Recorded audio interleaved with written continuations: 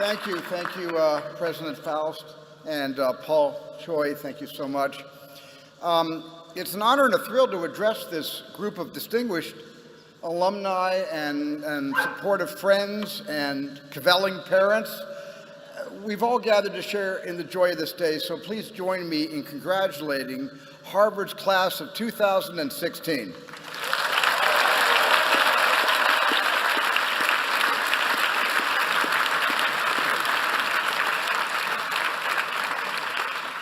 I can remember my own college graduation, which is easy since it was only 14 years ago.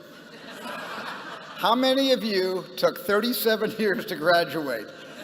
Because like most of you, I began college in my teens, but sophomore year, I was offered my dream job at Universal Studios, so I dropped out. I told my parents if my movie career didn't go well, I'd re-enroll. It went all right. But eventually, I returned for one big reason. Most people go to college for an education, and some go for their parents, but I went for my kids. I'm the father of 7, and I kept insisting on the importance of going to college, but I hadn't walked the walk.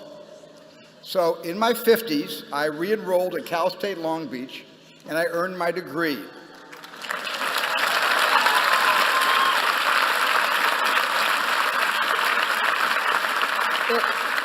I just have to add, it helped that they gave me course credit in paleontology for the work I did on Jurassic Park. That's 3 units for Jurassic Park. Thank you. Well, I left college because I knew exactly what I wanted to do, and some of you know too, but some of you don't. Or maybe you thought you knew but are now questioning that choice. Maybe you're sitting there trying to figure out how to tell your parents that you want to be a doctor and not a comedy writer. Well, what you choose to do next is what we call in the movies the character-defining moment. Now, these are moments that you're very familiar with, like in the last Star Wars, The Force Awakens, when Rey realizes the Force is with her, or Indiana Jones choosing mission over fear by jumping into a pile of snakes. Now, in a 2-hour movie, you get a handful of character-defining moments, but in real life, you face them every day.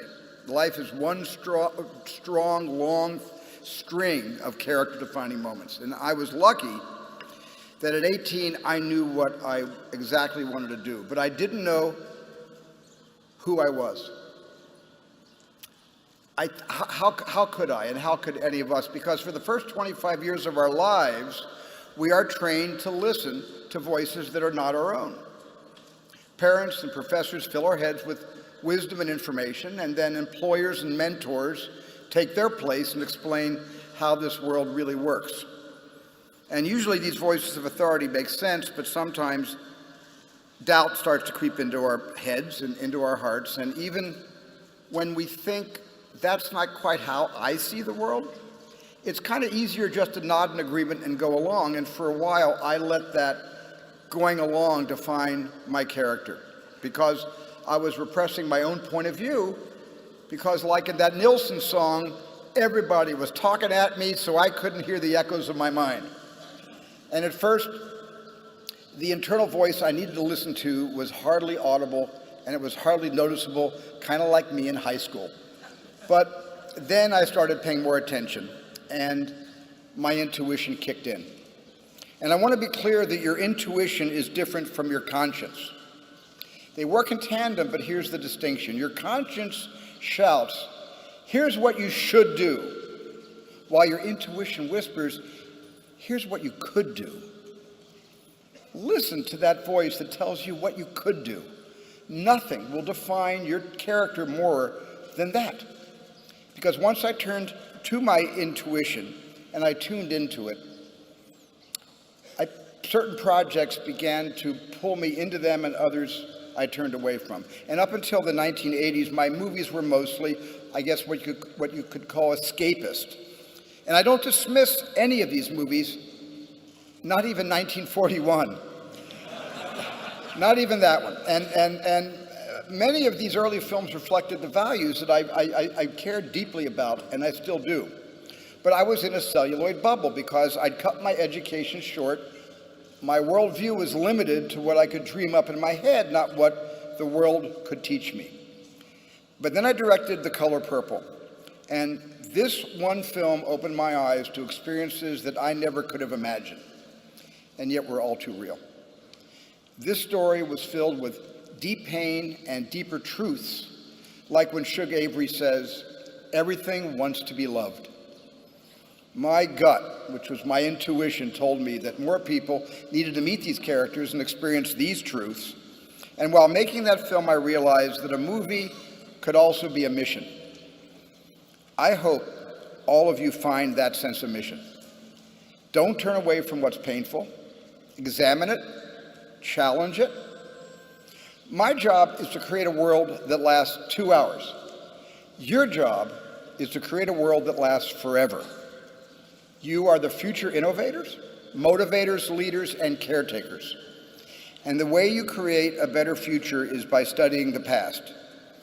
Jurassic Park writer Michael Crichton, who graduated from both this college and this medical school, liked to quote a favorite professor of his who said that if you didn't know history, you didn't know anything.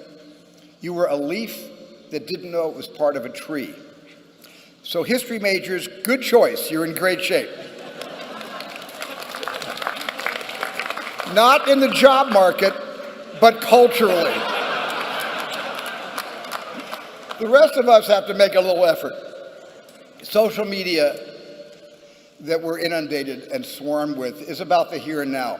But I've been fighting and fighting inside my own family to get all my kids to look behind them, to look at what already has happened.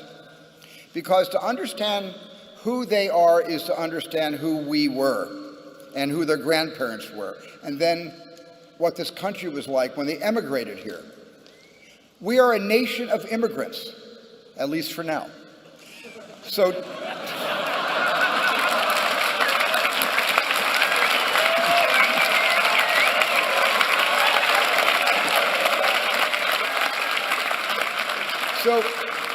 to me, this means we all have to tell our own stories. We have so many stories to tell.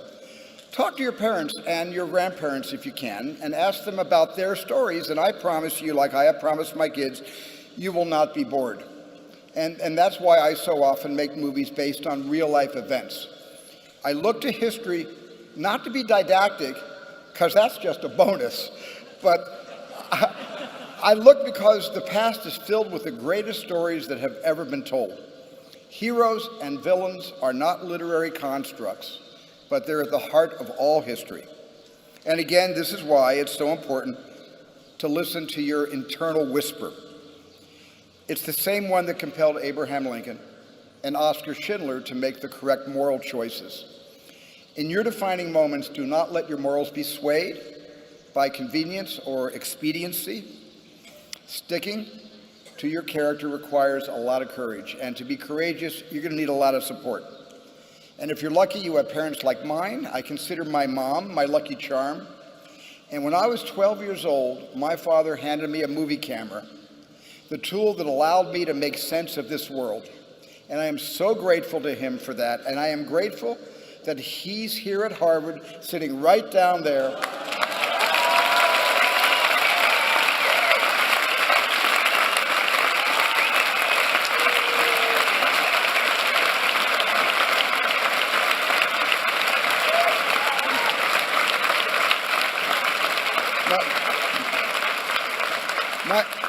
My dad is 99 years old,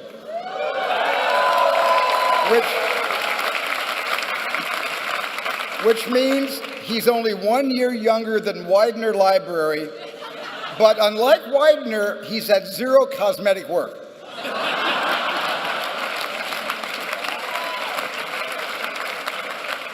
And Dad, there's a lady behind you, also 99. I'll introduce you after this is over, okay? Great. But look, if your family's not always available, there's backup. Near the end of It's a Wonderful Life, you remember that movie, It's a Wonderful Life? Clarence the Angel inscribes the book with this: "No man is a failure who has friends."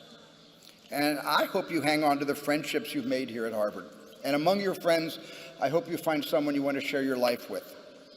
I imagine some of you in this yard may be a tad cynical, but I want to be unapologetically sentimental. I spoke about the importance of intuition and how there's no greater voice to follow. That is until you meet the love of your life. And this is what happened when I met and married Kate, and that became the greatest character-defining moment of my life. Love, support, courage, intuition. All these things are in your hero's quiver, but still, a hero needs one more thing. A hero needs a villain to vanquish, and you're all in luck.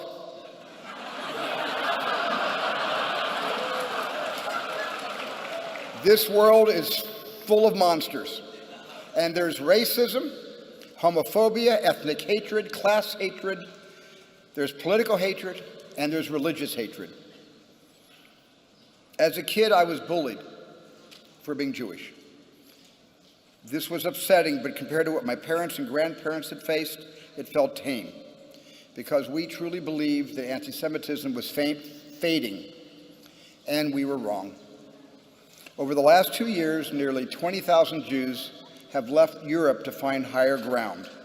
And earlier this year, I was at the Israeli embassy when President Obama stated the sad truth. He said, we must confront the reality that around the world anti-Semitism is on the rise. We cannot deny it. My own desire to confront that reality compelled me to start in 1994 the Shoah Foundation, and since then we've spoken to over 53,000 Holocaust survivors and witnesses in 63 countries and taken all their video testimonies.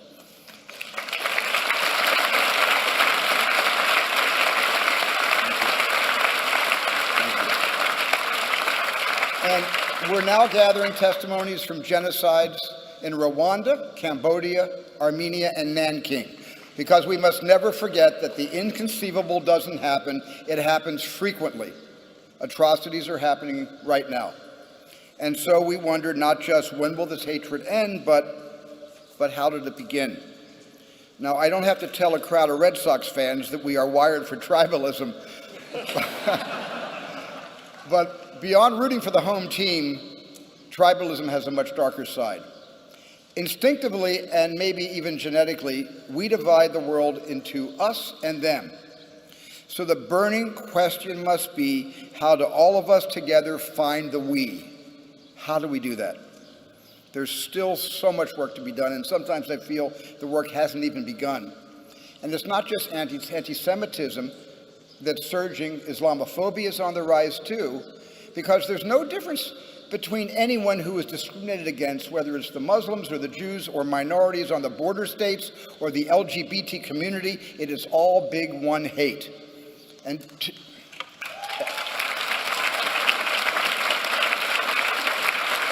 to me, and I think to all of you, the only answer to more hate is more humanity. We gotta repair. We have to replace fear with curiosity. Us and them will find the we by connecting with each other and by believing that we're members of the same tribe and by feeling empathy for every soul, even Yaleys. And no, it's good. My son graduated from Yale, thank you. And make sure this, whoa. But make sure this empathy isn't just something that you feel. Make it something you act upon. That means vote, peaceably protest. Speak up for those who can't, and speak up for those who may be shouting but aren't being heard. Let your conscience shout as loud as it wants if you're using it in the service of others. And as an example of action in service of others, you need to look no further than this Hollywood-worthy backdrop of Memorial Church. Its south wall bears the names of Harvard alumni, like President Faust has already mentioned, students and faculty members who gave their lives in World War II. All told, 697 souls who once tread the ground where we stand now were lost. And at a service in this church in late 1945, Harvard President James Conant, which President Faust also mentioned, honored the brave and called upon the community to reflect the radiance of their deeds. 70 years later, this message still holds true because their sacrifice is not a debt that can be repaid in a single generation. It must be repaid with every generation, just as we must never forget the atrocities. We must never forget those who fought for freedom. So as you leave this college and head out into the world, continue please to reflect the radiance of their deeds, or as Captain Miller in Saving Private Ryan would say, earn this. And please stay connected. Please never lose eye contact. This may not be a lesson you want to hear from a person who creates media, but we are spending more time looking down at our devices than we are looking in each other's eyes. So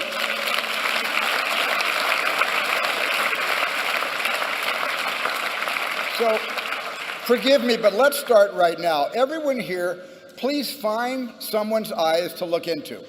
Students and alumni, and you too, President Faust, all of you turn to someone you don't know or don't know very well. They may be standing behind you or a couple of rows ahead. Just let your eyes meet. That's it.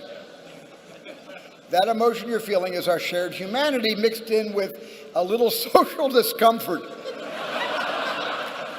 But if you remember nothing else from today, I hope you remember this moment of human connection.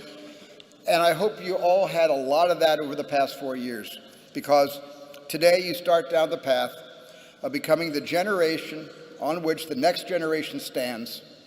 And I've imagined many possible futures in my films, but you will determine the actual future. And I hope that it's filled with justice and peace. And finally, I wish you all a true Hollywood-style happy ending. I hope you outrun the T-Rex, catch the criminal, and for your parents' sake, maybe every now and then, just like E.T., go home.